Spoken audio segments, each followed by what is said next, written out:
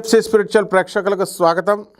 ఓం హ్రీంకారాసనగర్భిత నలసికాం సౌహ క్లీం కళాం బిభ్రతీం సౌవర్ణాంబరధారిణీం వసుధాధౌతాం త్రినేత్రోజ్వలాం వందే పుస్తకపాశమంకుశధరాం స్రగ్భూషితాముజ్వలాం త్వాం గౌరీం త్రిపురాం పరాత్ ప్రకళాం శ్రీచక్రం సంచారిణీం. ఓం శ్రీ బెజవాడ కనకదుర్గాదేవతాయై నమః. ఈ వారం రాశిఫలాలు పరిశీలిద్దాం.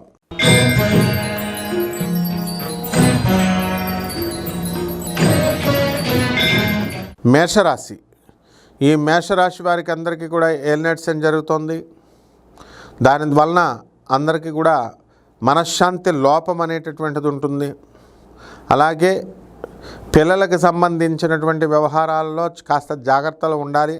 వాళ్ళ ఆరోగ్య విషయాలలో. రైతుల పరిస్థితి బ్రహ్మాండంగా ఉంటుంది. మరి వ్యాపారాలు కూడా అన్ని రకాల వ్యాపారాలు కూడా చాలా అద్భుతంగా మీరు చేయడం జరుగుతుంది. మరి శని వక్రించి మీనరాశిలో ఉన్న కారణంగా అయితే ఈ రాశి వారికి అందరికీ కూడా వివాహాలు కానటువంటి వాళ్ళకి శుక్రం మూఢం వెళ్ళిపోయిన సందర్భంలో వివాహాలు అవుతాయి.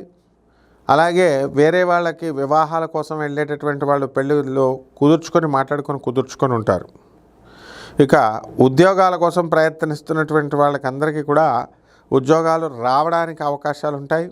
అయితే మీరు ఆశించినటువంటి జీతభత్యాలు కాకుండా మరి కొంత తగ్గించైనా సరే మీకు ఉద్యోగాలు రావడం జరుగుతుంది.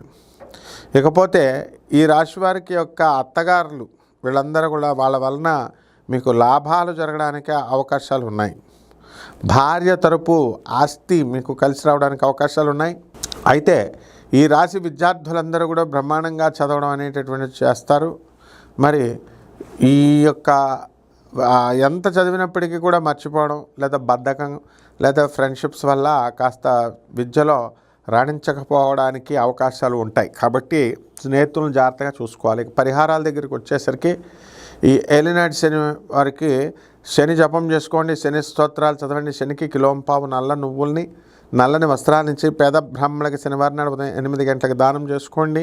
అలాగే జమ్మి చెట్టు చుట్టూ ప్రదక్షిణ చేస్తూ ఓం శనైశ్చరాయ నమః, ఓం రాహవే నమః అంటూ మీరు చక్కగా ఇది చేసుకోవాలి. వివిధ రకాలైనటువంటి సాధనలు, యక్షిణీ సాధన ఇలాంటివి మరి చేసుకోవడం ద్వారా బ్రహ్మాండమైనటువంటి ఫలితాలు మీకు లభిస్తాయి. శుభమస్తు.